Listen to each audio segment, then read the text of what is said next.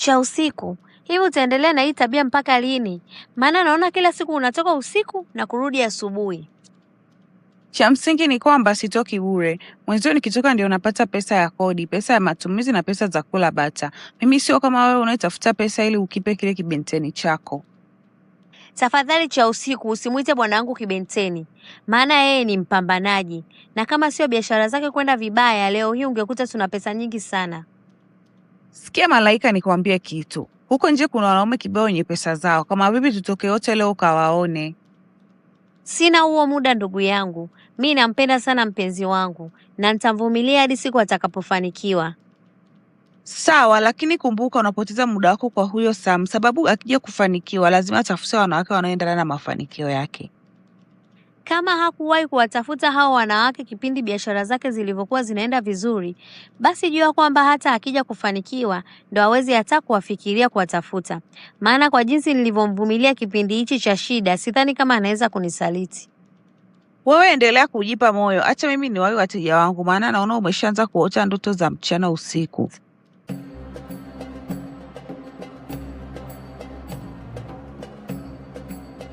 Habari zenu jamani. Salama, karibu mpenzi. Asante. Hivi Malaika, unawezaje kumruhusu huyu mtu akaingia hapa kila siku? Hivi haujui kuwa hiyo harufu yake ya umaskini inanikera sana?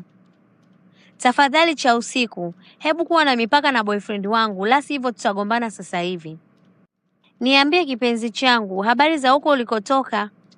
Za huko nilikotoka ni nzuri sana, kwa sababu nimefanikiwa kupata wawekezaji wapya. Yaani kuanzia wiki ijayo biashara zitarudi kwa kishindo cha hali ya juu.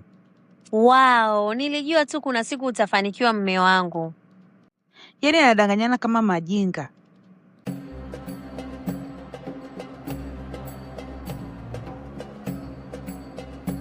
Vipi cha usiku, mbona leo umerudi na furaha sana? Yaani Malaika, leo nimekutana na mwanaume mzuri. Kwanza ni mweusi, alafu kapanda hewani. Na isitoshe kwao ni matajiri sana. Yaani sikufichi shoga yangu. Yule kaka akisema anataka kunioa hata leo mimi nipo tayari. Na hizi biashara zangu za usiku naziacha leo. Wow, hongera sana cha usiku. Natumaini na yeye anakupenda kwa dhati pia. Yaani kuhusu hilo ondoa shaka kabisa, kwa sababu kesho ananipeleka kunitambulisha kwa kaka yake. Kwa hiyo naomba uniazimie nguo yako moja ya heshima ili kesho nikifika kaka yake asije akanitilia mashaka. Hakuna shida cha usiku. Wewe chagua nguo yoyote unaotaka kwenye kabati langu. Asante sana Malaika.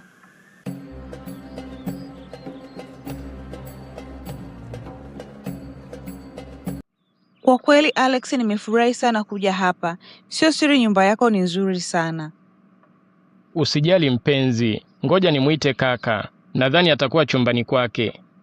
Alex, huyu ndio mwanamke uliyemleta au kuna mwingine? Mwanamke niliyemleta ndo huyo. Kwani kuna shida? Alex, huwezi kumuoa huyu mwanamke. Hayo ndo mambo ambayo sitaki kuyasikia. Yaani mke ni wangu, halafu unataka kunizuia nisimuoe. Hebu kwanza niambie sababu inayokufanya unizuie kumuoa huyu mwanamke. Huyu mwanamke hakufai kwa sababu huwa anajiuza. Unasemaje kaka? Sikia Alex, huyu cha usiku unataka kumuoa ni rafiki wa girlfriend wangu Malaika. Kwa hiyo ninamfahamu vizuri kuliko unavyodhani. Cha usiku, haya maneno anayoyasema kakaangu ni ya kweli?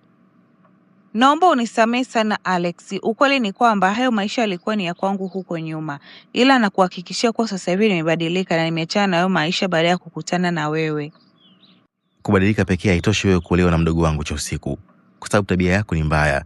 Hivyo nakumbuka jinsi ulivyokuwa unanicheka na kunikejeli kwa sababu sikuwa na kitu. Na mbaya zaidi, ukawa unamkataza Malaika asinisaidie. Halafu leo hii unataka kuingia kwenye familia yetu. Unadhani ni rahisi hivyo? Naomba unisamehe Sam, na pia nakuahidi nitajirekebisha. Cha usiku, kwanza mpaka hapa tayari umeshanivuruga. Kwa hiyo ni bora tu uondoke kabla sijakuitia mwizi.